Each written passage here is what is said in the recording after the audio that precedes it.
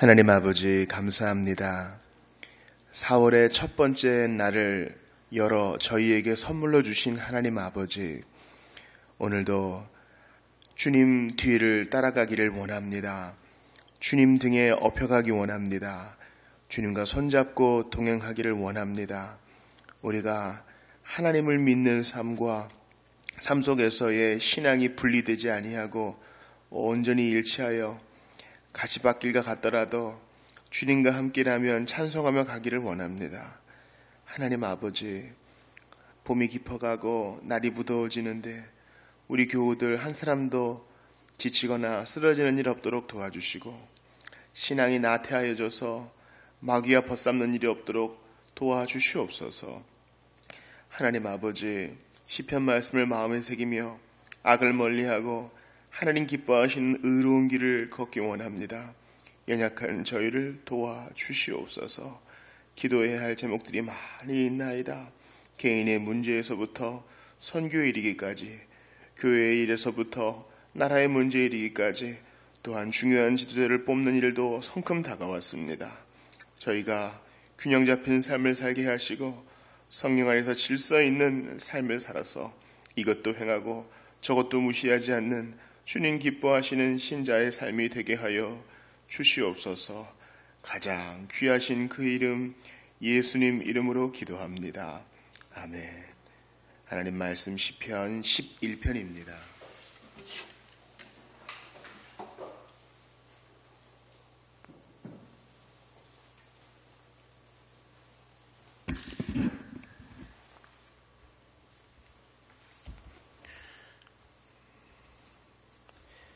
시편 11편 1절부터 끝절까지를 보겠습니다. 7절까지. 내가 여호와께 피하였거늘 너희가 내 영혼에게 새같이 내 산으로 도망하라 함은 어찌함인가. 악인이 활을 당기고 화살을 시위에 먹이며 마음이 바른 자를 어두운 데서 쏘려 하는도다. 터가 무너지면 의인이 무엇을 하랴. 여호와께서는 그의 성전에 계시고 여호와의 보좌는 하늘에 있으며 그의 눈이 인생을 통촉하시고 그의 안목이 그들을 감찰하시도다. 여호와는 의인을 감찰하시고 악인과 폭력을 좋아하는 자를 마음에 미워하시도다. 악인에게 그물을 던지시리니 불과 유황과 태우는 바람이 그들의 잔에 소득이 되리로다. 여호와는 의로우사 의로운 일을 좋아하시나니 정직한 자는 그의 얼굴을 배우리이다. 아멘. 우리는 어제 시편 10편을 보았습니다.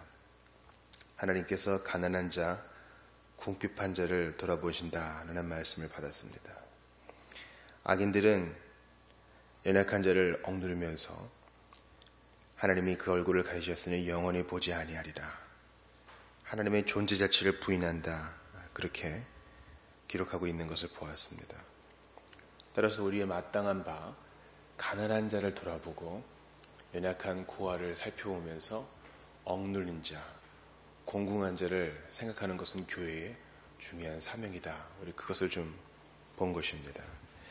주님 오실 때까지 이러한 자들이 끊어지지 않을 것입니다. 자기를 돌아볼 뿐더러 다른 사람도 돌아보는 그런 교회의 사명, 하나님께서 기뻐하실 것입니다. 오늘 시편 11편의 이 짧은 구절은 표제가 다윗의 시라고 되어 있어요. 다윗이 과연 언제 이런 시를 썼을까 한번 생각을 해보죠. 1절에 보니까 내가 여호와께 피하였거늘, 나는 하나님께 피했는데 다윗의 친구들은 뭐라 그러느냐. 너희가 내 영혼에게 새같이 네 산으로 도망하라 하면 어찌함인가. 지금 다윗과 친구들의 말이 달라요. 지금 다윗이 어려움을 겪고 있어요. 근데 다윗은 여호와께 피했어요. 근데 친구들은 산으로 도망가라 그래요. 아마도 2번이나 사울이 다윗에게 창을 던졌던 바로 그때 일을 말하지 않나 그렇게 생각이 됩니다. 도망하라. 결국은 이제 요나단과의 일들을 통해서 도망을 결정하지만 사울이 창을 던지면 피하고 끝까지 수금 켜는 그 자리에 있습니다. 사울이 어떤 말도 안 되는 일을 시켜도 다윗은 순종하죠. 그래서 다윗은 나는 도망가지 않겠다. 하나님께로만 피하겠다. 그렇게 말합니다. 2절에 보니까 악인이 활을 당기고 화살을 시위에 먹이며 마음이 바른 자를 어두운 데서 소리하는도다. 그러니까 2절 보면 사울이 다윗을 지금 핍박하는 상황이구나 하는 것을 더 알 수 있겠죠. 그러나 보편 타당한 우리 모든 성도들에게도 같은 일이 적용됩니다.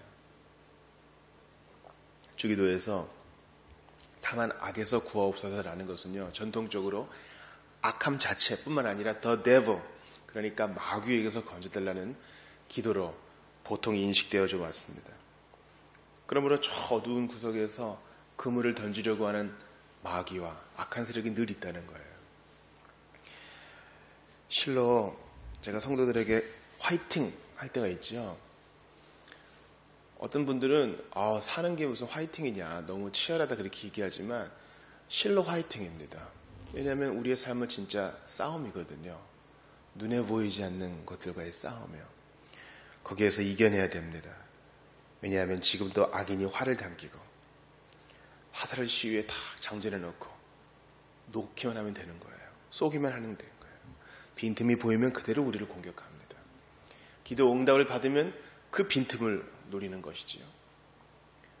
공궁하면, 즉 침체에 빠져 있으면 침체에 빠진 대로 또 우리를 노리는 것입니다. 갑옷 솔기에 화살이 하나 박히면 전차에서 왕이 죽어나간 것처럼 우리는 갑옷 솔기를 늘 준비하고 대비해야 하는 것입니다. 그런데 보세요. 터가 무너지면 의인이 무엇을 하랴? 이 터는 바로 정의와 사회 질서를 말합니다.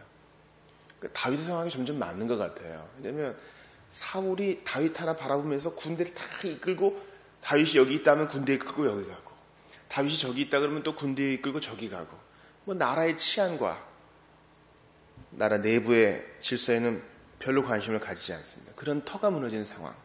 그때 의인이 무엇을 하랴? 개 같은 나를 쫓아가시고 벼룩 같은 나를 쫓아가니 나는 어찌할까? 나는 여호와께 피한다. 이것이 시인의 고백입니다. 여호와께서는 그의 성전에 계시고 여호와의 보좌는 하늘에 있으며 그의 눈이 인생을 통촉하시고 그의 안목이 그들을 감찰하시도다. 이게 바로 다윗이 여호와께 피한 근거요, 그의 만족의 이유였습니다. 잘 보셔야 돼요. 4장 1절에 그의 성전에 계시고, 하나님은 그러면 이스라엘이 지은 성전에 계시나? 근데 다윗 때는 성전이 없거든요. 다윗 때는 성막만 있을 뿐이에요. 주님이 회복하기 원하시는 다윗의 그 장막만 있을 뿐이죠. 이 성전이 무엇인가? 우리가 요한계시록을 추후에 보겠지만 새하늘과 새 땅은 바로 지성소의 확대된 모습을 말합니다. 성전의 확대된 모습이에요. 그러니까 구약의 성전이 가리키는 온전한 모델은 그리스도에게 적용되는데 그 그리스도는 바로 하늘에 있는 성전을 예비하신 분이죠.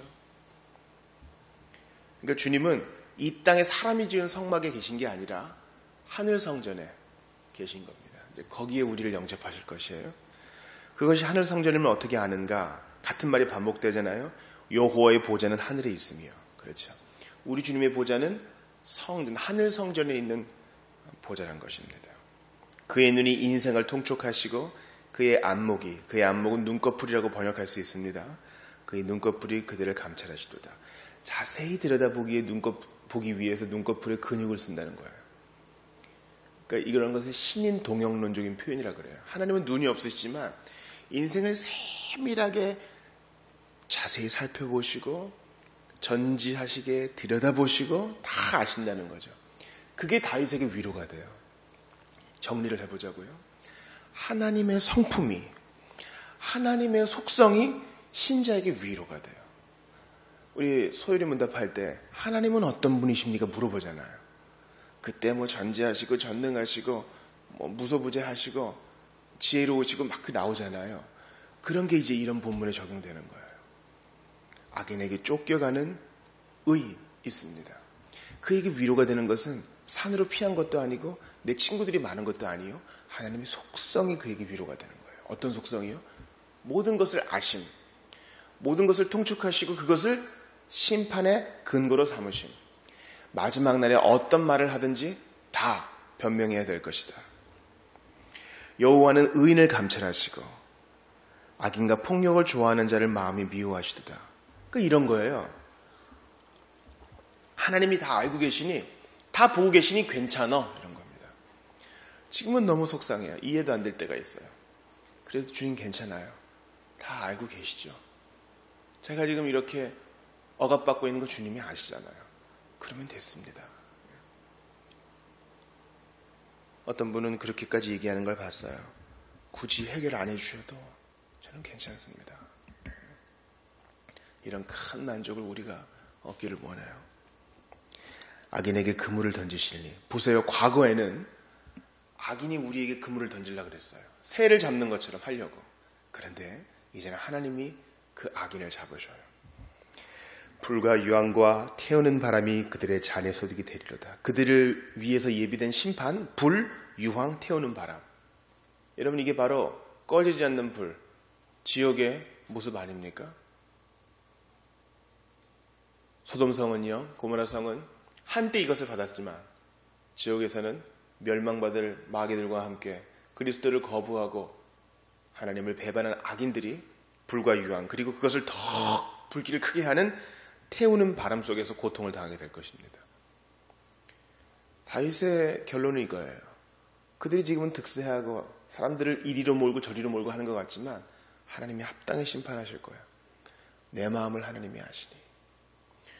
여러분, 이게 우리 전통적으로 우리 선배들의 반응이었어요. 교회 안에서 어려운 일이 있으면 그들은 먼저 입을 닫았습니다.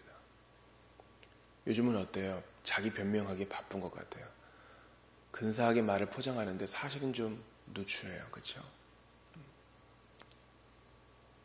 여호와는 의로우사 의로운 일을 좋아하시나니. 주님은 지금 고통받는 의인의 삶을 기뻐하신다는 겁니다. 정직한 자는 그의 얼굴을 배우리로다. 지금 쫓아오는 악인이 당장 지금 무너지는 게 아니에요. 쫓아오는 악인이 다리가 부러지고 하던 일을 금방 멈추는 것도 아니에요. 다윗의 삶이 그랬잖아요. 사울이 다시는 안 그러겠다 해놓고 또 쫓아가고. 그러나 다윗은 하나님의 성품을 의지했기에 안심할 수 있었고 그분의 얼굴을 구했기에 편안히 쉴 수 있었습니다. 하나님은 우리의 피난처시요 힘이시니 환난 날에 만날 큰 도움이라고 말씀합니다. 오직 여호와를 앙망하는 자는 새 힘을 얻으리니 독수리가 날개쳐 올라간 같이 새 힘을 얻게 될 것입니다. 여호와의 눈은 의인을 향하시고 그 귀는 저희 부르짖음에 기울이시니 우리는 조금 더 염려하지 말고 하나님의 성품에 의지하고 그분이 어떠하신가를 묵상하고 그의 얼굴을 바라야 할 것입니다. 우리 예수님은요, 십자가에서 딱 한 번 하나님께 피하는 일 못하셨어요. 그죠? 모든 선한 자, 모든 의로운 자의 방패가 되어주는데 그때만큼은 화살에 맞게 내버려 두셨습니다. 그러니까 다윗은 건진받았으나 온전한 다윗이 가리키는 영원한 왕 그리스도는 대속을 위해서 기꺼이 악인들의 그물을 맞으시고 기꺼이 악인들의 화살을 맞으셨습니다. 왜요? 우리의 방패가 되어주시려고. 모든 믿는 자들을 품어주시고 모든 믿는 자들의 도피성이 되어주시려고 그렇게 하셨습니다. 여호와는 의로우사 의로운 일을 좋아하시나니. 우리는 하나님이 좋아하시는 일을 하고 싶어요. 근데 못해요. 왜냐면 내가 의롭지 않거든요. 내 마음의 본질, 그 나무가 의의 나무가 아니에요. 그러나 믿는 자는 의로운 자로 여김받아 그가 하는 모든 일을 하나님이 의롭게 봐주십니다. 그가 하나님을 위해서 선한 마음을 품는다면 하나님은 그것을 그리스도 안에서 의로운 일로 봐주신다는 사실입니다. 우리 시간 같이 기도합시다. 하나님은 의인을 감찰하시고 악인과 폭력배를 미워하신다 그랬어요. 하나님이 모든 걸 다 꿰뚫어 보세요. 두렵습니다. 두려워요. 내 생각과 동기를 다 아시는데 두렵습니다. 그러나 우리 걱정하지 맙시다. 이 감찰이 그리스도 안에서 이루어집니다. 그러니 걱정하지 마세요. 주님이 다 덮으시고 의로운 자 끝까지 의롭다 하십니다.